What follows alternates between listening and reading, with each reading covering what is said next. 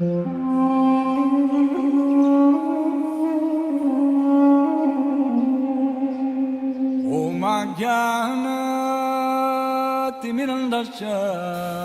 what I am stressing on this point. Where is book? Where is book? Where is book? So kindly help me. This is my request. What I remember, Prabhuji, is what you say to them, it stays with them. And if you create a good impression, they might come back. Yeah, that's true. So, yeah. Leave everyone. And besides, Super Soul's there. Yeah. It's a tabernacle, it's a church. You don't want to make any offense to any living entities. This is the definition of the Madhyama Adhikari. Ishvare taradineshu bali sheshu dvisatsucha prema maitri kripopeksha yakaroti samadhyama.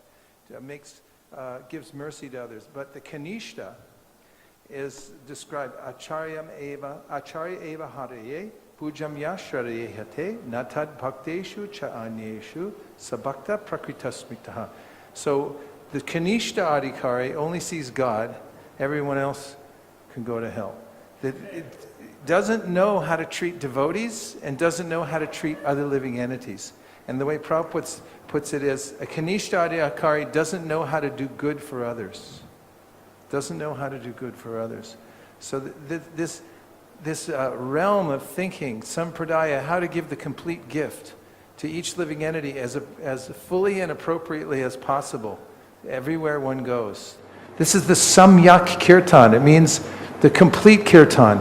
It means that you live in it 24 hours a day. It's not just a marathon. It's not just when I go out. It's when I'm living with others and the way I treat them and the way I communicate with them, always staying in the realm of Krishna consciousness. Anvayav yatare kabhyam. The Bhagavatam says, in all times, in all places, in all circumstances. And it's that cultivation that takes one back home, back to Godhead.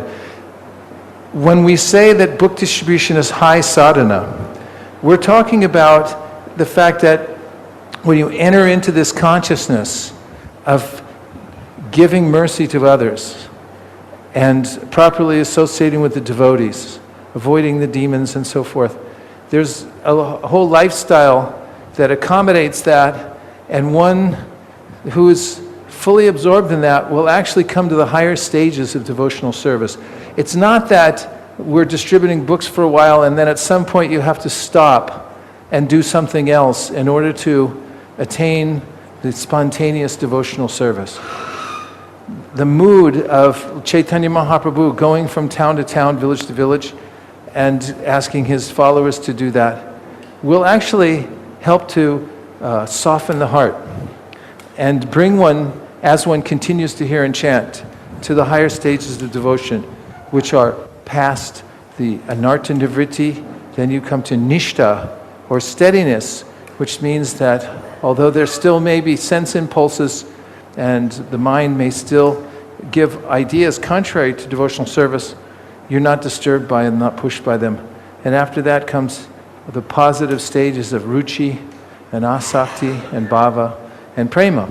So it's a lifetime of development through all the different phases of our life, and sticking to the process of Sankirtan, accompanied by hearing and chanting, will make a successful, completely successful life. So you should have a life plan to stay in the process of book distribution and hearing and chanting. First time I met Prabhupada in 1973 in San Francisco. I had joined recently, and after I had teamed up with the Sankirtan party by the mercy of the devotees, and we went in to meet Prabhupada. He was there for Ratha Yatra. And our temple president introduced us and told our names, and then he said how many books we were doing. And at that time, San Francisco was number 1. And Prabhupada looked at all of us. There were about 7 of us on the party. And he said, "You must also read my books. I have not written them simply for selling. I've written them for you to read, to become pure devotees, and to go back to Godhead." Of course, he also wanted us to sell them, and he said that too. But there's this investment in this lifetime, in the Sankirtan movement, understanding by reading that this is actually the solution to all problems. and applying it to one's own life, but then giving it out to as many people as possible.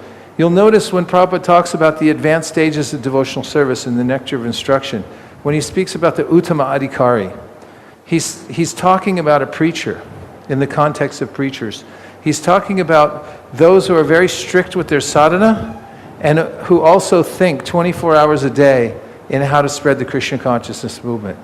That's advanced devotional service.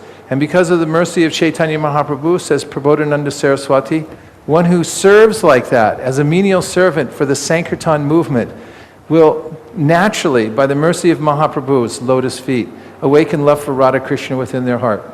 It's not a separate endeavor, because Chaitanya Mahaprabhu is Radha and Krishna, and he's the gateway to Vrindavan. And the way to please Sri Chaitanya Mahaprabhu is to engage in Sankirtan. Sankirtan, especially for us in ISKCON, means in the mood and method that Prabhupada set up.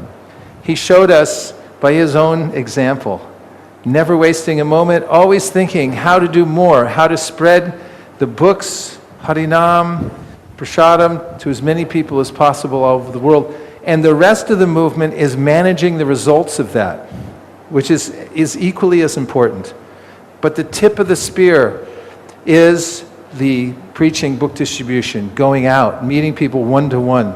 That one-to-one contact with people cannot be replaced by anything. Can't be replaced by an app. You can't replace it with, I don't know, what else is there? Sometimes there's a feeling that we'll just sit back and watch them come in, but people take a lot of personal care and attention. Srila Bhaktisiddhanta Saraswati Thakur told his students before he left this world that I hope that each one of you are prepared to give hundreds of gallons of blood just to save one conditioned soul from this material world.